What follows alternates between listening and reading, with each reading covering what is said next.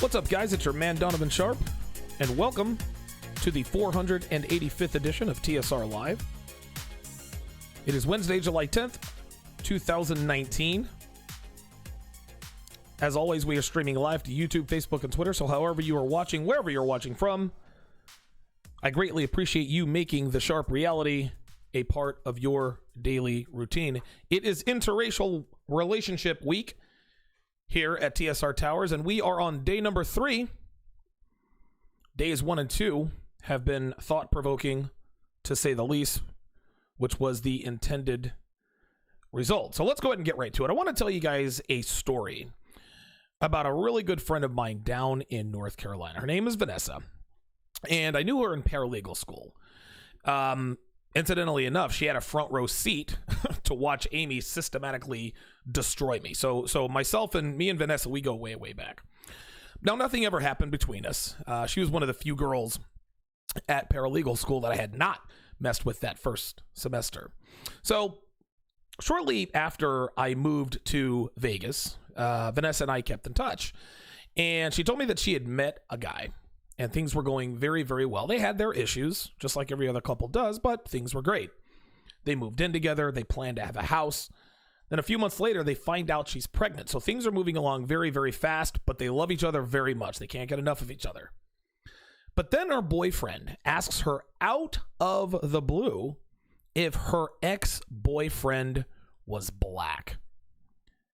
And Vanessa told him yes. Needless to say, he dumped her on the spot, kicked her out of the house.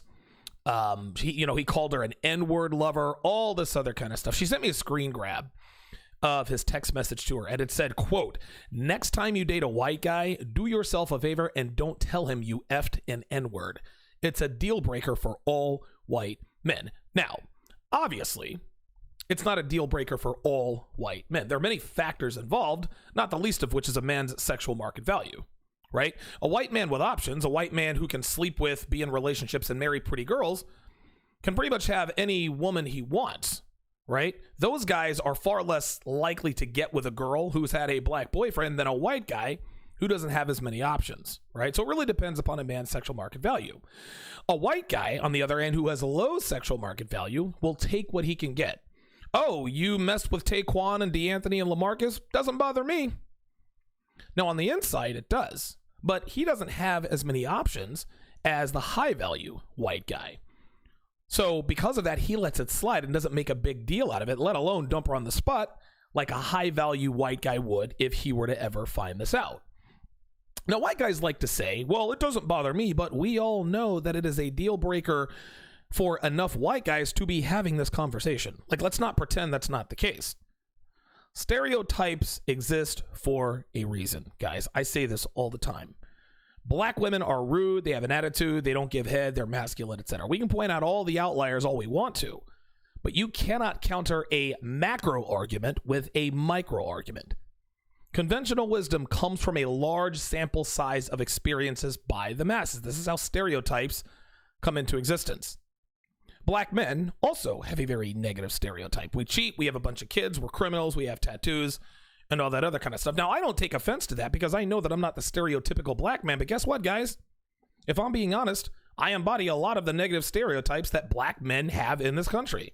Just because I don't sound like I'm from the hood doesn't mean I ain't been in the handcuffs. Just because I don't have a bunch of kids doesn't mean I haven't spent time in jail. Now, white guys will say it out loud, oh, it doesn't matter. But deep down, it most certainly does. Let's not BS each other here, guys. This is how white guys feel. If the average white guy with the average white girlfriend found out that she dated, hooked up with, had sex with, or had anything to do sexually with a black man, she's tainted as far as he's concerned. Let's not pretend this isn't true because it is. I don't want to hear, well, Donovan, I don't care. Yeah, you do. Just because you don't tell anybody doesn't mean you don't. I'll tell you another story. Good friend of mine out in Vegas, right? Very, very good friend of mine, but never hooked up with her. Actually met her at the second call center I ever worked at. We became very good friends. She was like a 300-pound white girl who messed with nothing but dudes from the hood. Now, by then, I'm already starting to get a little bit more game, so I never, oh, God, no. Now, just because she was 300 and something pounds doesn't mean that she wasn't good company. Her and I, dude, we used to hang out. We used to smoke cigarettes out on the porch back when I smoked, revealed a lot to each other, et cetera, et cetera. Well, her oldest daughter, who she didn't have custody of, was in the custody of her sister. And I remember, I think it was like one weekend, we went over to visit her daughter at her sister's house. And on the way, like we went into their house, big, beautiful house. Her husband's a lawyer, this and that and the other. And I remember the subject of black guys came up. I think I was talking to her about her baby daddy or something. And she says, yeah, my sister Lisa she dated black guys all through college, all through high school. But don't tell her husband. She will never tell her husband, right?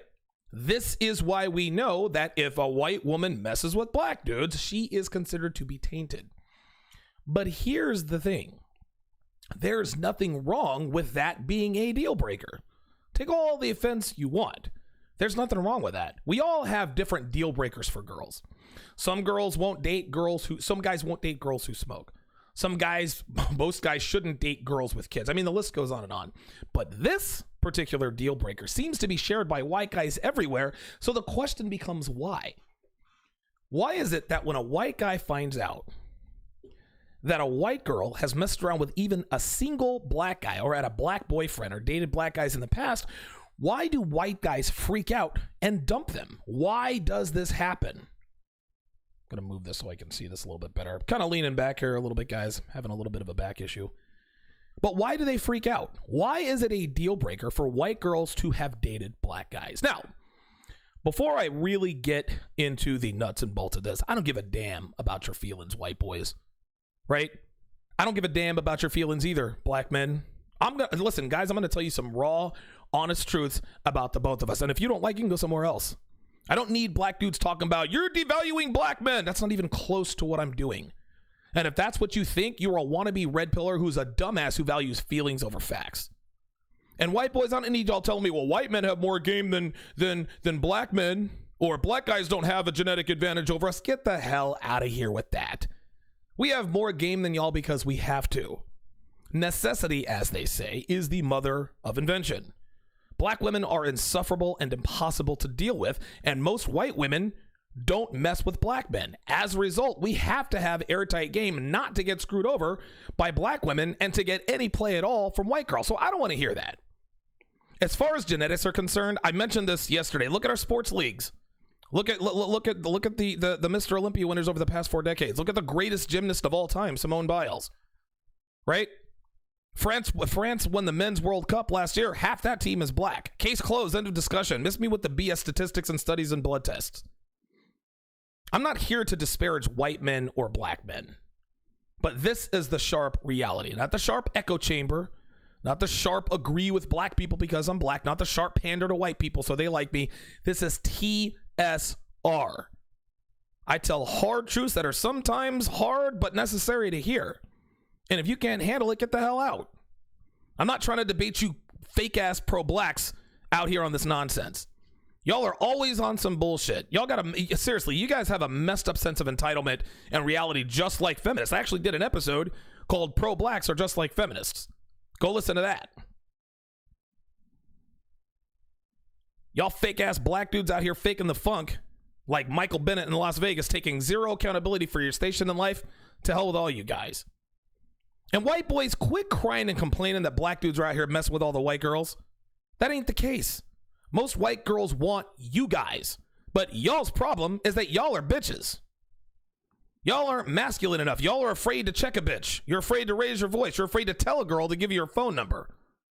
You're afraid to pull a woman's hair during sex. You're afraid to smack her ass when your girl walks by. You're not man enough. And this is why more white girls are messing with black dudes. But the good news is that you can change that. You guys are still number one on the sexual market totem pole, but I'm going to tell you something right now. If y'all don't step up y'all's game, that's going to change quick. Don't take it personally. I don't make the rules. I call them like I see them. Again, guys, I'm not trying to bash white guys or black guys, but you guys watch and listen to me because I keep it all the way real, even if it's hard to hear sometimes. And if you want to change your life, you need to accept hard and fast truths, then do something about it. I love each and every one of you guys, but I'm not here for the bullshit. If that's what you're here for, you're in the wrong place. So today I'm going to give you guys the 3 biggest reasons white guys consider white girls to be contaminated when they find out she has messed with just one black man. Number one reason. The media gives white men an inferiority complex. Before we get into why I believe white guys discount white women who have dated black men, there are 4 categories of white women, 4 categories that white girls generally fall into when dating black men. The first category is the white girl who dates only black men. These girls have the derogatory nickname Mud Shark or Coal Burner, right? Chateau Artiste, whose website just got recently taken down, he's as good as they come, but he likes to call black dudes dindu. Didn't quite like that. That's why I stopped reading him. Right? I don't like to listen. I'm not getting in my feelings. I just don't call me derogatory names. Like, tell the truth about the sexual marketplace deficiencies and advantages of black men and white men. Don't call me names. And listen, he can do whatever he wants. His freedom of speech is protected under the First Amendment. Great. If I don't like it, I don't have to read it or watch it. So that's why I don't read the website anymore. Chateau Artiste is as good as they come. The guy's he's red pill he's as red pill as anybody out there. But that's why I decided to jump. Anyway, the Mud Shark, the white girl who dates only black guys. She's the girl with the big hoop earrings, the nose piercing, the tattoo on her breast, listens to hip hop in her car loud enough for people to hear, hip hop ringtone, blah, blah, blah, blah, blah. These girls don't care if they're seen in public with black men. In fact, they like it. They like the attention. Now, some of these girls can be hard to spot, but most white women who date only black men, most of them aren't. They usually have a couple of mixed kids, right? Like I said, they've got a few of those what I call mud shark tails, et cetera, et cetera. These are obvious. The second category are white girls who date attractive, high-value black men. Guys, women are attracted to men of value regardless of his race, whether he's black or white. If a black man's got game, if he's in good shape, if he's got his shit together, he charms her panties off, if he has social proof, he's financially responsible, guess what? She'll date him because she finds him attractive and arousing. They don't mind being seen with him. They don't mind being seen in public with a black man, but they are conscious of it, right? These are typically high-value girls, high-value white girls, 8s, 9s, and 10s, maybe a few high 7s. The third category of white girls who mess with black guys are girls who mess with brothers on the low. They don't date them, right? They don't get seen with them in public, but they mess with them on the low. And it's only sex, nothing more. No dates, no public stuff, just friends with benefits, one-night stands, etc., etc. Only a couple of her close friends know that she just had a date, a one-night stand with D'Anthony or Taquan or LaShawn. Her family members, her coworkers, Facebook friends do not know about her escapades with black guys, and that's no accident. She does her level best to keep that world separate. And the fourth category, of course, is white girls who don't mess with black guys at all. Maybe they're scared of the backlash and the drop in sexual market value as far as white guys are concerned, which is what this episode is about, or maybe they're just not interested. Black guys just aren't her type. She likes white guys. She finds a few black men attractive, but not enough to pursue one or allow herself to be pursued.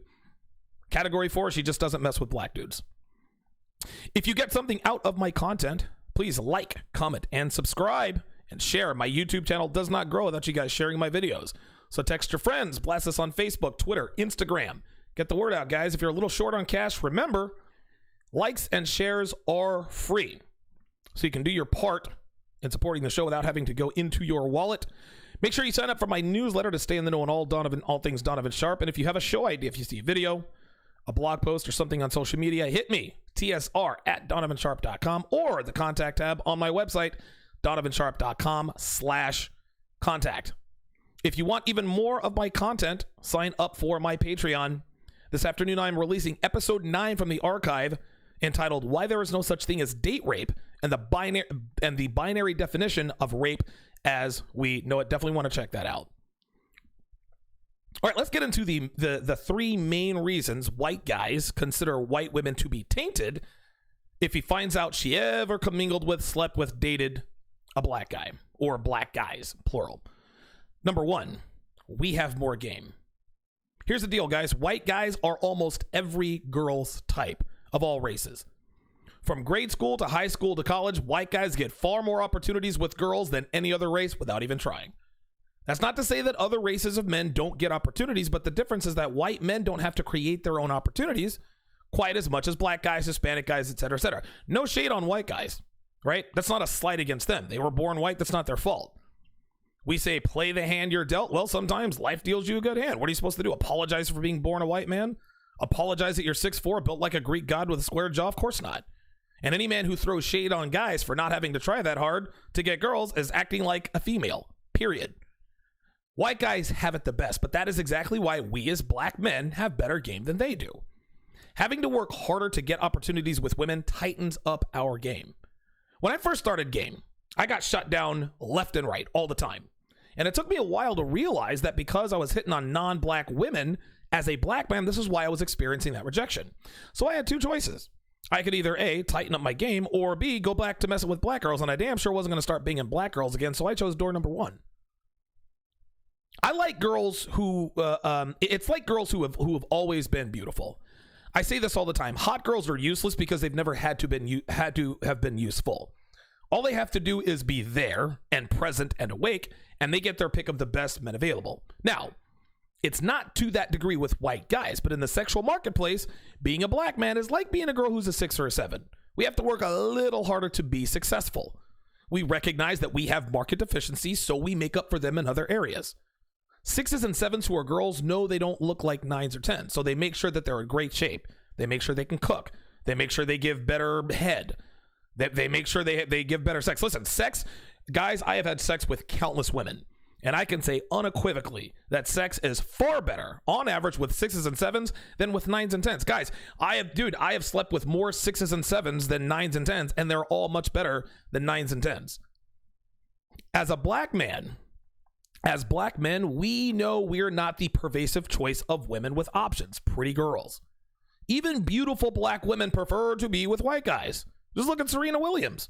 Look at Paula Patton, Zoe Saldana, Tandi Newton, Stacey Dash, all married to or are dating white guys. All of this, and because of this sexual market deficiency, and let me reiterate what I'm characterizing this, that I'm characterizing this as a market deficiency, meaning strictly speaking sexually, because I know dudes watching this will send me messages, well, how dare you say that white men are more valuable than black men? How dare you pedestalize the white men? I am talking strictly about the dating market, the sexual marketplace.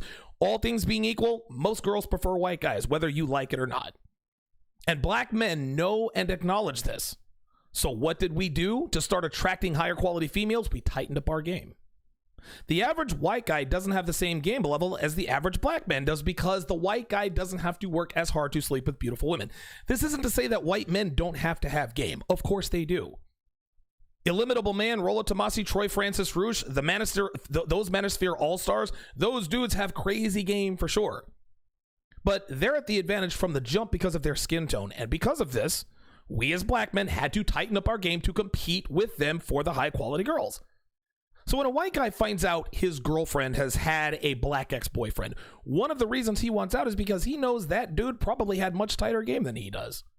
He knows that the black dude kept her in line better. He knows he didn't take her shit.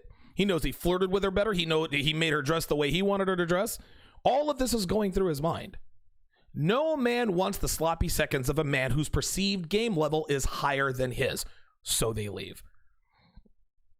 The second reason why white girls who have been found out to have committed the cardinal sin of dating a black guy is the bad boy stereotype.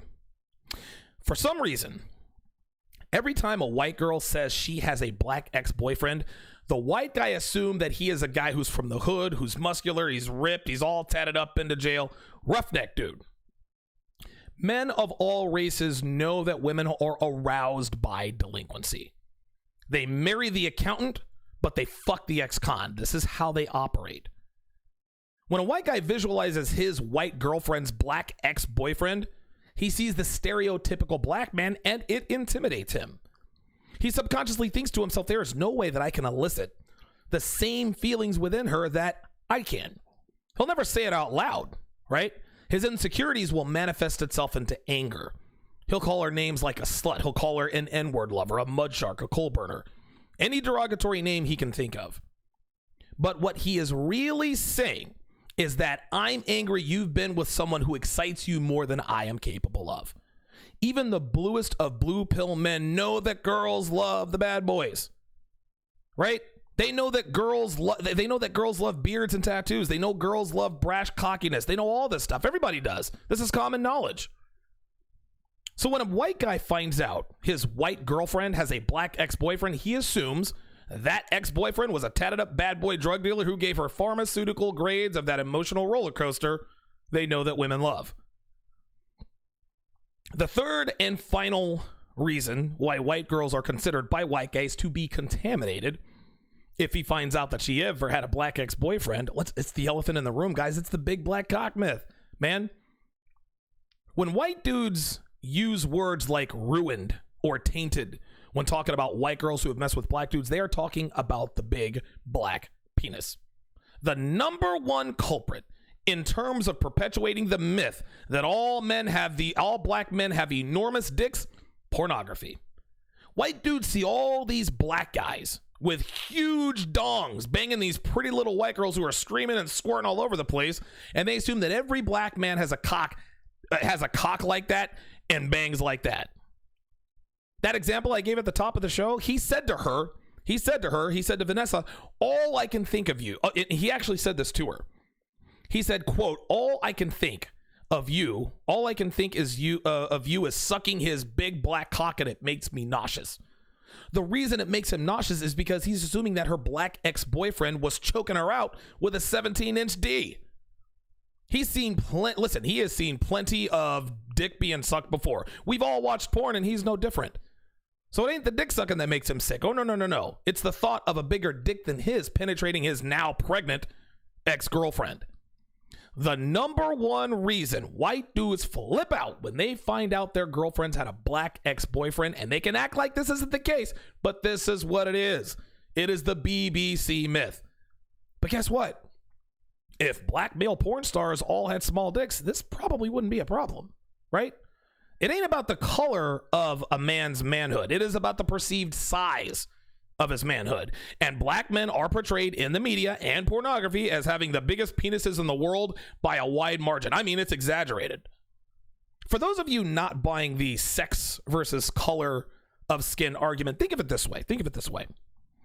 Imagine you were on the internet browsing through porn, and you come across a clip of your girlfriend getting pounded out by a man with a huge dong.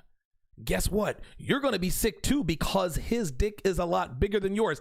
And guess what? The color of that dick is of little to no consequence.